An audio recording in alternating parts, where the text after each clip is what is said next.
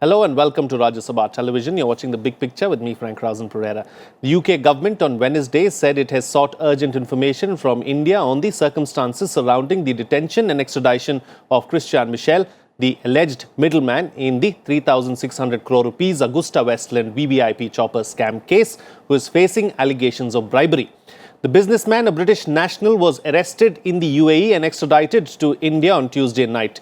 Michele, who was the alleged middleman in the graft-tainted Agusta Westland chopper deal during the UPA rule, was sent to 5 days CBI custody by a special CBI court in New Delhi a day after he was extradited from the UAE.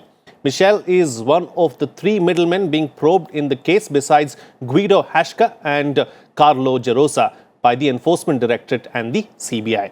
Michele has denied all charges and alleged that the CBI wants him to take the names of the Gandhi family, a claim which had been refuted by the Central Probe Agency. On this edition of The Big Picture, we will analyze what goes into extraditing an accused from a foreign land and what is the process that is followed.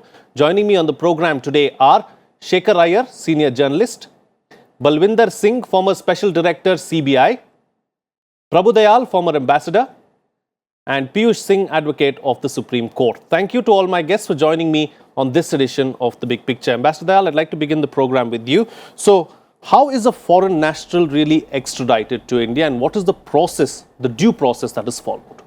Well, I must tell you that this is the first instance, I think, of a foreign national being extradited from UAE to India. We had been dismayed for a long time that so many fugitives from India had taken refuge in the United Arab Emirates.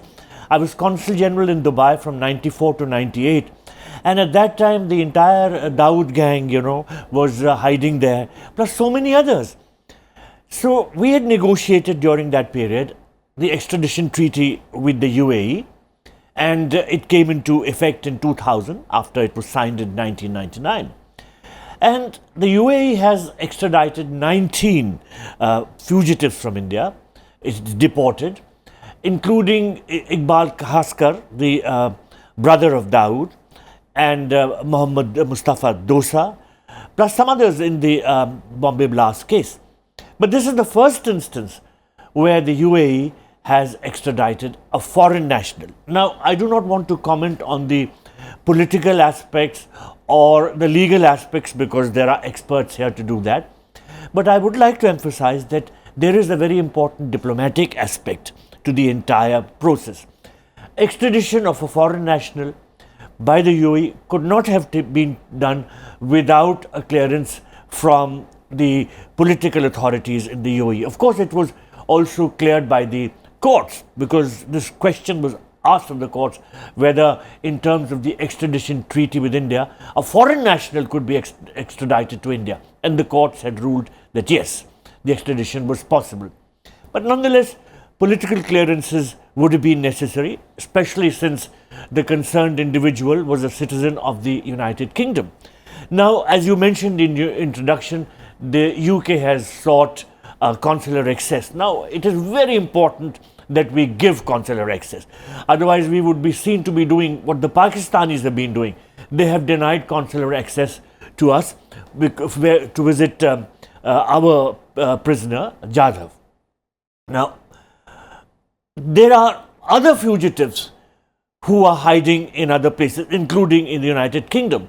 And the UK will be watching very carefully the developments in this case. Absolutely. Because if consular access is delayed or denied or whatever, then it becomes a little difficult to get other fugitives extradited. So I think we have to be very careful on the diplomatic front and make sure that if the conditions have been prescribed by the UAE courts, then we should follow those. Okay. If there's a requirement that lawyers must meet the extradited person, Christian Michel, then the lawyers should be allowed to meet. And similarly, UK High Commission officials should be given consular Absolutely. Oh, absolutely. Let me go across to Mr. Balwinder Singh now. Mr. Singh, what is the role of the investigating agencies really in ensuring that a person is extradited back to India?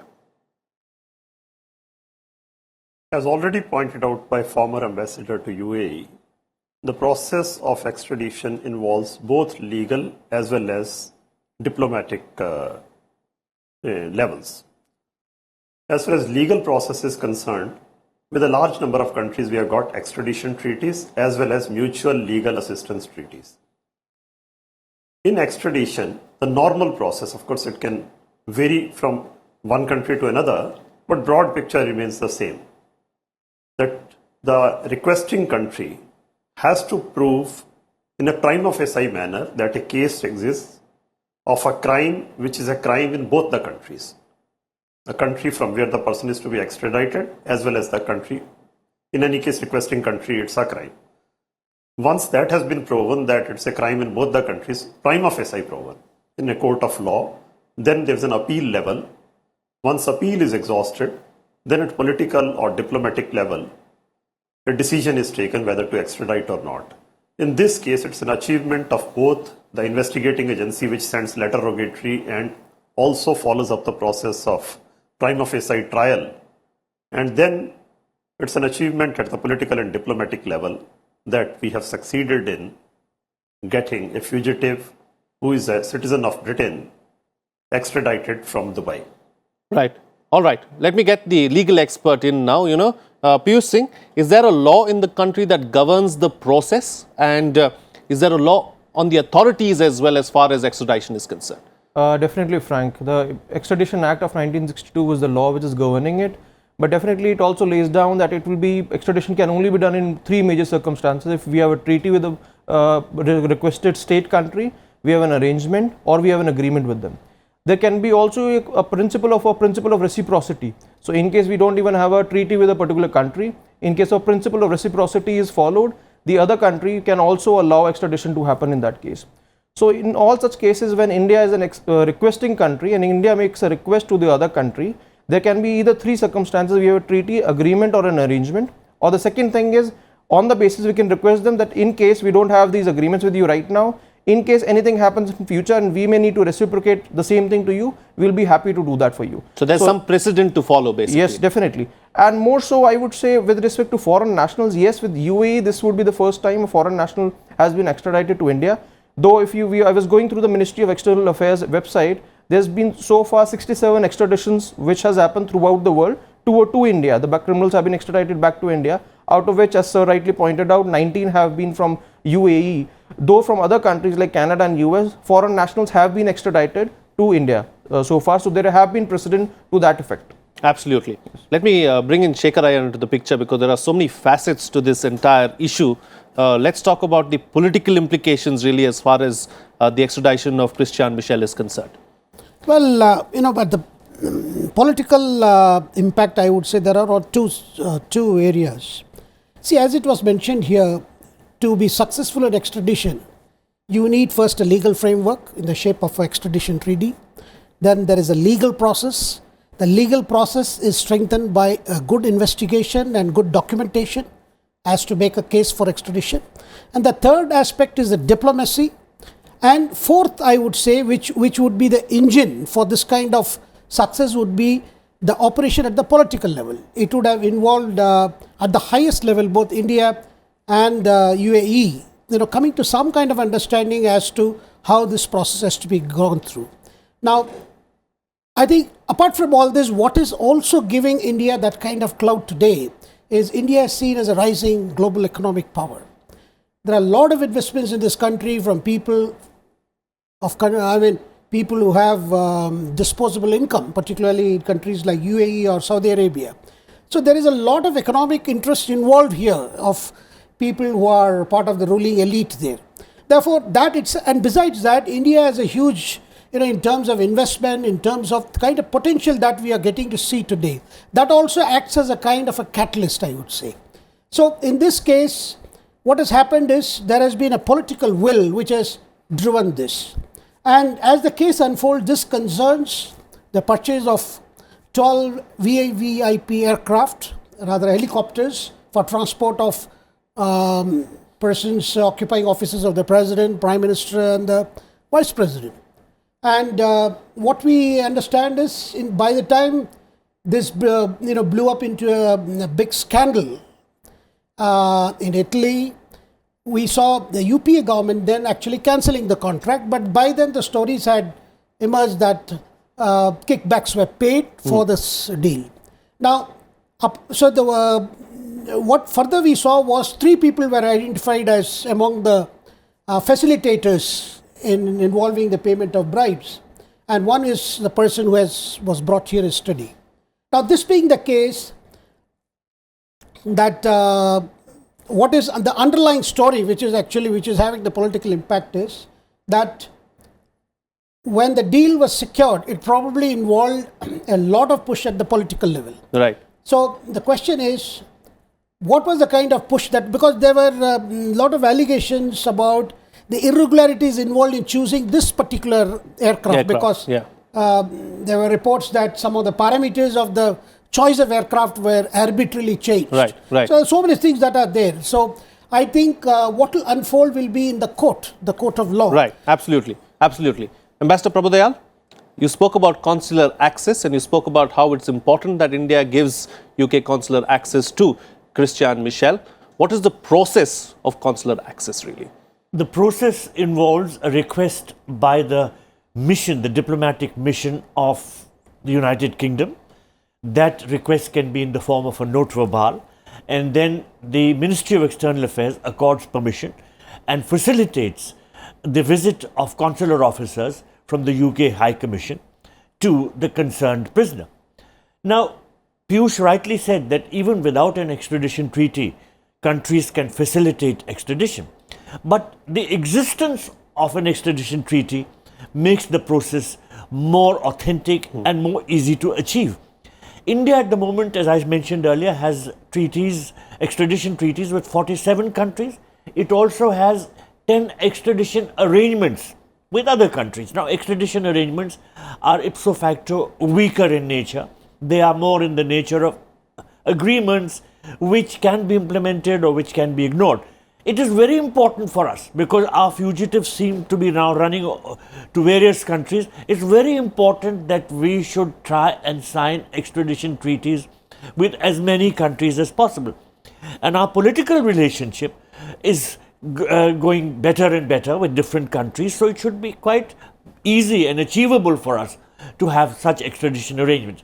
Now, as was rightly mentioned by Mr. Shekhar Iyer and by the other panelists, the extradition of Christian Michel would have been possible because of the excellent political understanding which exists between India and UAE.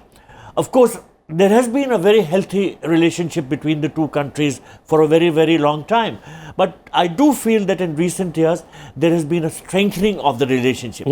In the media, I have read reports that the UAE felt obliged to go along with our extradition request because we had cooperated in the case of Princess Latifa. I do not know whether this is true or not, whether this is only media speculation. But the fact of the matter is, the political relationship between India and the UAE is very, very strong. Right. And when the political relationship is very good, there is a will to cooperate on such matters as extradition. Absolutely. Piyush, as far as consular access is concerned, is there any way that we can deny consular access, and is there a law governing consular access as well? Public international law, in this case, definitely consular access can be denied, but only in very limited cases. So, for instance, most of this public international law, what we have, all these, one thing which is just taught to almost all law students is a very weak law. So, depending on which nation is in what governing position, it can definitely deny consular access to a particular country depending on facts and circumstances of a particular case. Especially in such cases, so I would like to highlight David Headley's case. So, in that particular case, in 2611 matter, the US had access, or US has apprehended David Headley. He has been convicted for 35 years in the United States. India's all request for extraditing David Headley back to India has got all unheeded. So, in such cases, because US has been saying that all those, we are only convicting him for killing 6 Americans, which was in 2611 matter, not for killing the Indian people in the own country. So, consular access is definitely a prerogative of the, being a sovereign country, we have that prerogative, but definitely can be denied by the country. All right. Yes. Mr. Balwinder Singh, what is the role of the investigating agencies now that we've got this person in our custody? Now, in any case, custodial interrogation is on and CBI has got custody for 5 days, they may request further if they find something worthwhile pursuing. And after that, whatever evidence is gathered through custodial interrogation, they have to follow up primarily in the area of tracking the proceeds of, in case, because allegation is that he's a middleman, so you have to link the funds flowing from him to the recipients of bribery, alleged recipients of bribery. And will the CBI treat him any differently just because he's a foreign national, Mr. Singh? No, I think an accused is an accused, and in any case, he has been already charge sheeted. They will very professionally try to find out as to how the money has moved from one to other, because there may not be a straight passing of money. All right. All right. Shekhar Iyer, you did speak about how this particular scam took place during the UPA era. Considering that it happened back then, is it going to have any implications on the Congress party going forward? Well, I think even in the course of this extradition process, we did see Congress leaders reacting to the developments, calling it a witch hunt and trying to link them with, with the kickbacks paid, and saying that after all the deal was cancelled. But I think our investigators have been working on the money trail, which is the most important, I would say, element of this whole episode. So we have got to see what kind of money trail is established and how is it put before the court of law. And also we will have to see what kind of testimony Christian makes before our court of law, because after all, he is going to come up with his defense, and everybody is going to watch what he says in the court, and whatever he says in the court has to be further corroborated by the investigative agencies. So that opens up, I would say, a Pandora's box of possibilities. I think that's a possibility which the political class is worried about and also looking forward to. Is it going to be a big factor come 2019? Let's not forget election year. Elections are happening in states as well at this point in time. Well, you see, the 2014 mandate was about fighting corruption. That's the mandate the Prime Minister Narendra Modi has been often emphasizing, that I came here to change the system and cleanse the system. And the opposition attacks have been that, sometimes they say it's a witch hunt, sometimes they say you haven't gone far. You haven't actually stopped corruption. So therefore, we are going to see a lot of heat. But in the court of law, I think it will be more on the evidences presented and the kind of evidences already collected and corroborated before the court, because that's the main thing, that's focus. And we have seen in cases like this where the accused is a middleman. He will obviously look for ways he can turn a prover or can get away with a lighter sentence. So I think that's where I think the focus is on. What is he going to tell the court? All right. Will he name some people? Will he name some very important functionaries? I think that's what everyone is waiting with bated breath. All right. Yes, Piyush. Frank, this trial is also going to be important because out of the 3 middlemen, the other 2 middlemen have been acquitted by the Italian courts. And Indian authorities are now assisting the Italian prosecutors with respect to the appeal which is will be pending with the Italian Supreme Court. So now with the other 2 middlemen getting acquitted, and only this 3rd middleman being in India, it will be, I would believe this will be an uphill task for the Indian investigating authorities to have a conviction in this case. All right. All right. Ambassador, it's time to get closing comments now from all my guests, starting first with you, of course. Is the extradition of Christian Michel going to have any implications on UAE and UK ties? Well, certainly, as far as the relationship with UAE is concerned, it will become better because they have cooperated with us on such an important issue.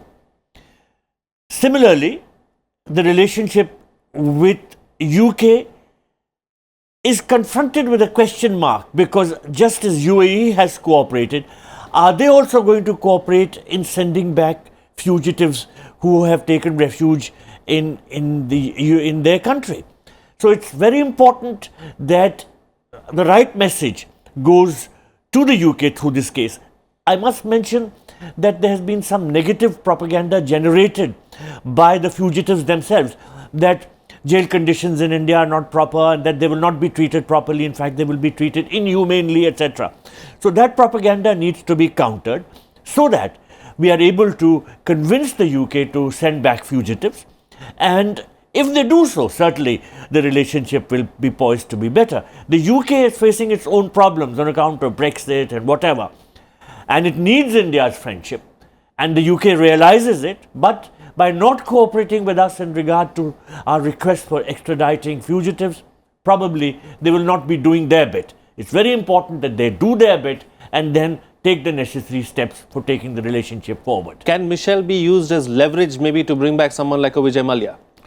I wouldn't go to the extent of saying that, but yes, the manner in which the Christian Michel trial goes and the manner in which the entire episode shapes out will help in our efforts to bring back Vijay Mallya and any other And just as we are speaking about this, there's an update really. Ravish Kumar, of the MEA has said in a briefing that after following all due process and after exhausting of all judicial processes, Christian Michel was extradited to India. The matter is being handled by the Central Bureau of Investigation. This is an example of cooperation between India and the UAE. Ambassador?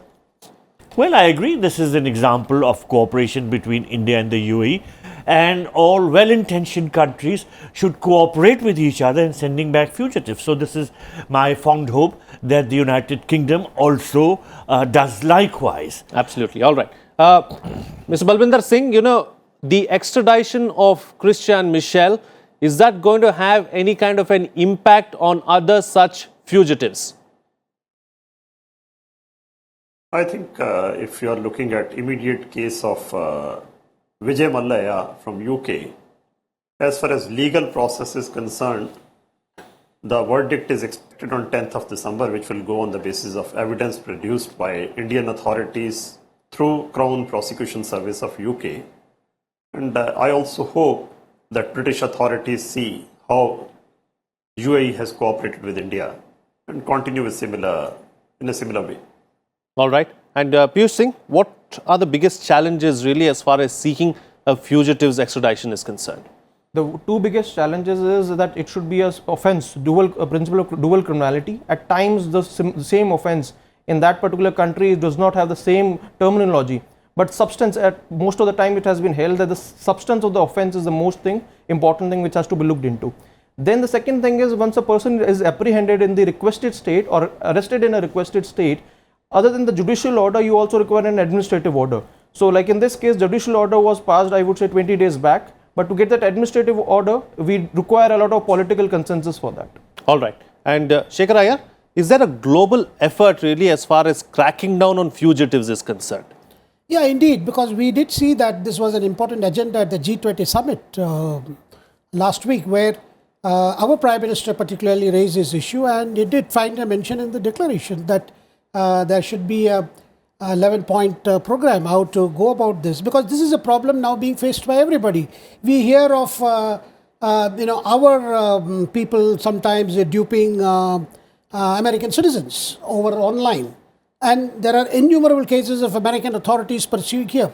Now, what is changing is, I think that's something we need to notice. Earlier, it was always India being unable to use its persuasive power for want of economic or political clout. But that has changed. We can see when a government of India makes a request, it is taken seriously. That seriousness which India has gained in the world community of nations is what is actually helping in cases like this. Absolutely. And Ambassador, close the show for us with your concluding remarks. Well, I feel that not just Vijay Mallya, but Nirav Modi and Mehul Choksi will also not have a very easy time now.